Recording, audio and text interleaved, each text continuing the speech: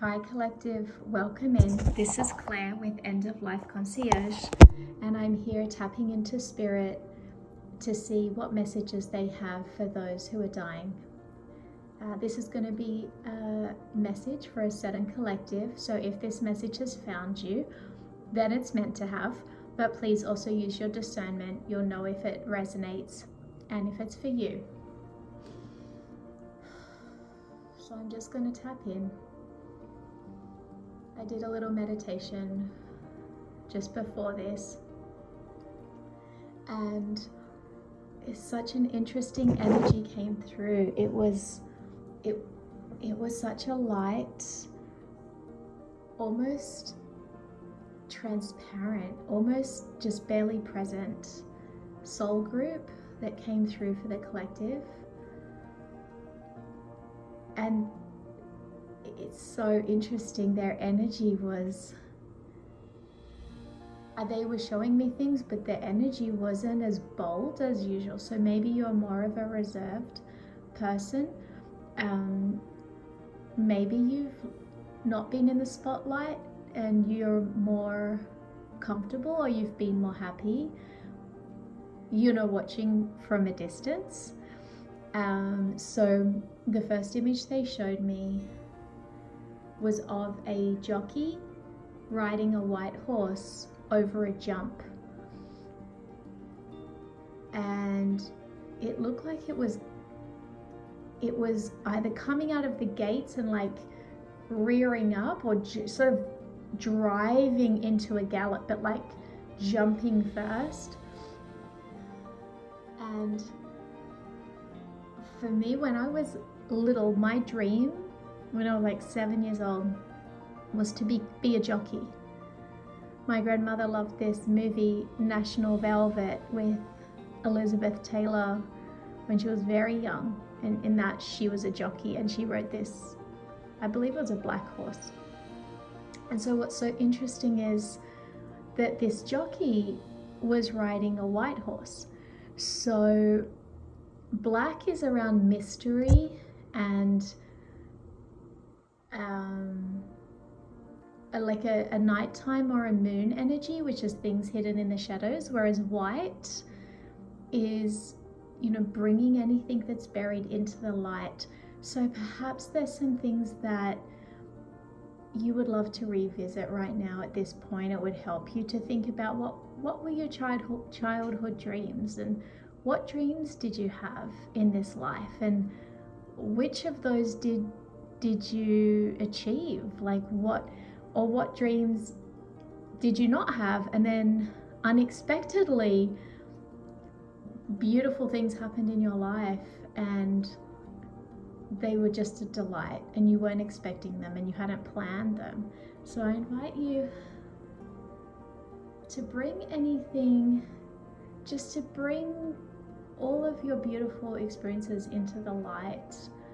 And even if there's some dreams that you never acted on and they may feel like regrets now, I invite you to honor those too, because they're asking to be seen, and just like know that you did your best and forgive yourself for any dreams that you didn't act on, because I'm sure there was a reason that you felt was just at the time. And we're all doing the very best with the information and the resources and the skills that we have at the time. Next, they showed me, they put their hands out, and in their hands they were holding a brain as an offering, like a nice brain. It was a specimen. And this week I went to see Annie Leibovitz talk about her new book, Women. And in this book, she had a photograph of a researcher who studied the brain at NYU, I believe. And when Annie had received a flyer and seen this woman and said, I have to go and take a photo. And she'd called the university, and when she showed up, the researcher said, excuse me, I saved the best brain for you. And Annie said, the best brain? What do you mean? Like, what's a bad brain? And she said, a bad brain is one with lots of holes in it. This is a really good brain. So for the photograph, it's of a woman in a lab coat at NYU with a brain next to her. That's a really good brain.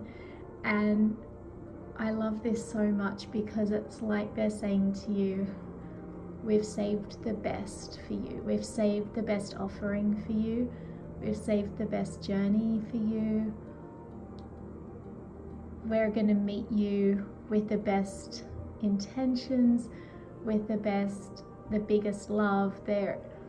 It's just really beautiful to have that type of care. So I feel like your soul team are really caring, and they know that perhaps you're a sensitive soul and you would notice and appreciate them doing these little things that maybe you really enjoyed in real life. Like when someone goes the extra mile to make a pretty selection of cakes when you go to their house for tea.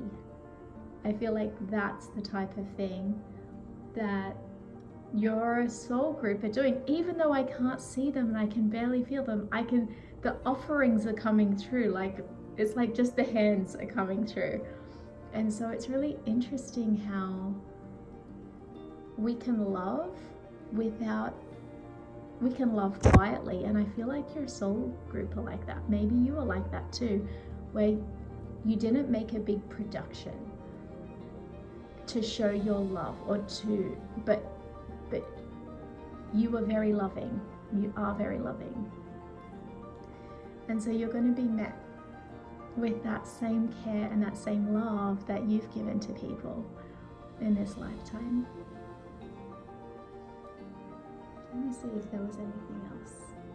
Oh, they showed me then another image, and it was really fast, and it was a row of lions and like just their heads roaring, like flash, flash, flash. And it was a semicircle of lions roaring, beautiful big manes. And it was like, remember back in the day when they had circuses and they had lions performing